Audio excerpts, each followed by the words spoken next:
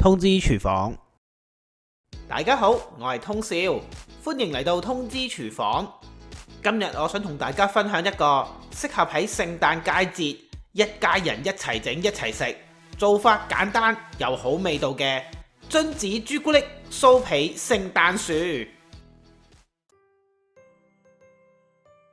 首先我哋要準備2塊長方形嘅急凍酥皮，我哋要預先將啲急凍嘅酥皮放喺室溫休息15到20分鐘，令到佢較為軟身。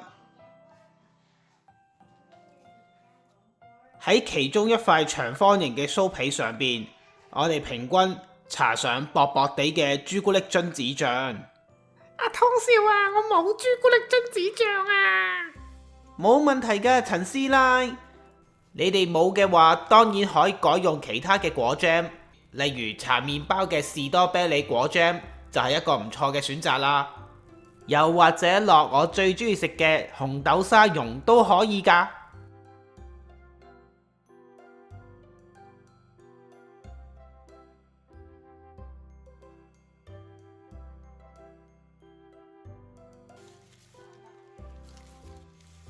將另外一塊冇搽到朱古力榛子醬嘅酥皮放上去有朱古力醬嘅酥皮上邊。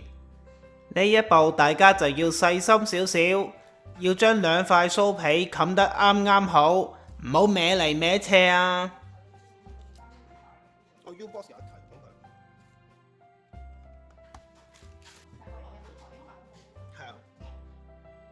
依家我哋就喺酥皮上面界出一棵聖誕樹嘅形狀出嚟，就咁講俾你聽，可能會比較難明嘅，不如大家用少少時間睇下我點樣整啊！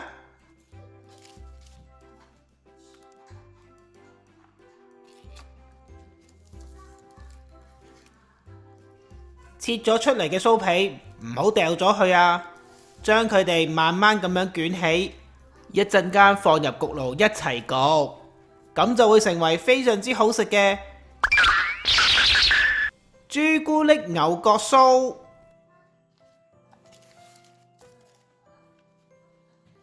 就咁樣切個三角形，當然就唔似聖誕樹啦，要切埋個底架。而左右兩邊切咗出嚟嘅酥皮，可以用一啲曲奇帽將佢切成一個星星形狀，放喺聖誕樹頂度做裝飾。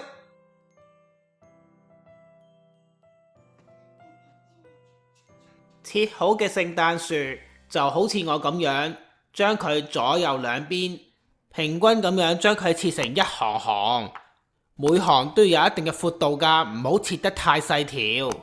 而想切得整齊啲嘅話，可以學我咁樣放一啲類似間尺嘅嘢喺中間幫手。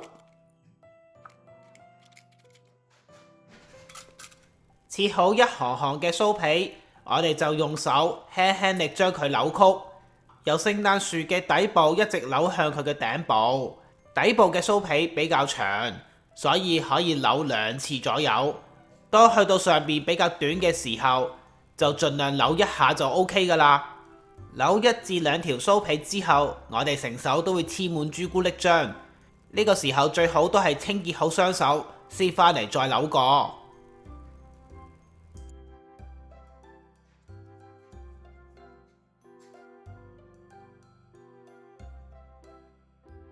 聖誕樹嘅另外一面，用同樣嘅方法將啲酥皮扭曲好，然後我哋將佢放入去冰格入邊雪佢大概15分鐘，同時間將焗爐用指定嘅溫度預熱好先。雪翻硬嘅酥皮聖誕樹，我哋就將佢放上一個已經鋪咗牛油紙嘅焗盤上邊，然後再將成個聖誕樹搽滿蛋漿。頭先剩咗出嚟嘅酥皮，可以將佢裁剪成一個星星形狀，放喺聖誕樹頂嗰度做裝飾。而頭先捲起咗嘅2個朱古力牛角酥，我會建議大家分開嚟焗，因為牛角酥需要烤焗嘅時間比聖誕樹長好多㗎。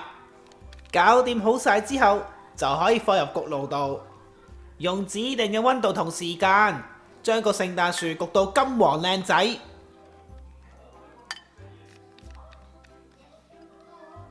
酥皮要喺一啲好高嘅溫度，佢先會酥得起㗎。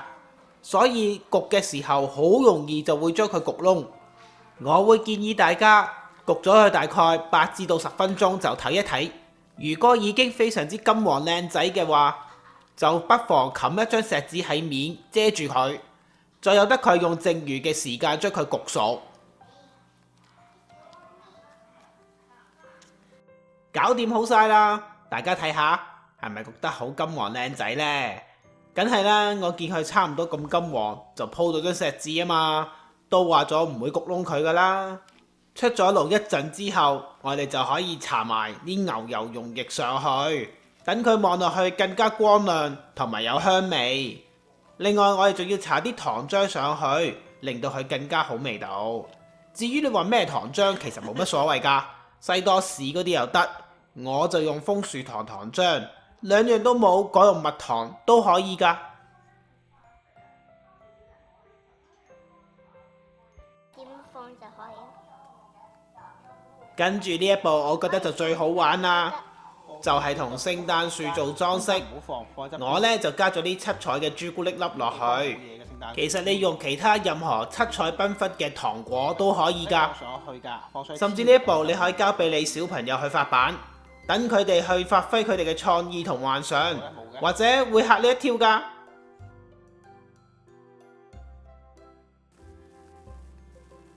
我會再灑多少少糖霜喺棵聖誕樹度，等佢望落去就好似一棵聖誕樹俾啲雪冚住一樣。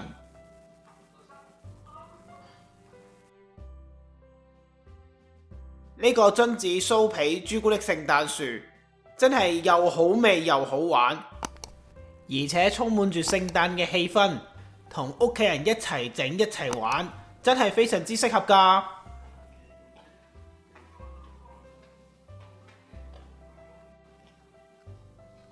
差啲唔記得咗我哋嘅朱古力牛角酥啊！烤焗嘅溫度都係一樣，不過烤焗嘅時間就要加長啦。記得焗到中途嘅時候檢查一下。當佢上咗色之後，就冚張錫紙落去俾佢繼續焗，咁樣就肯定唔會將佢焗燶噶啦。而家等我哋睇下呢個食譜嘅一啲重點同埋小貼士。材料正確嘅份量、食材嘅牌子同埋相片都可以去我文字食譜嗰度揾到。喺呢條片嘅煙火就有呢個食譜嘅連結提供俾你去參考噶啦。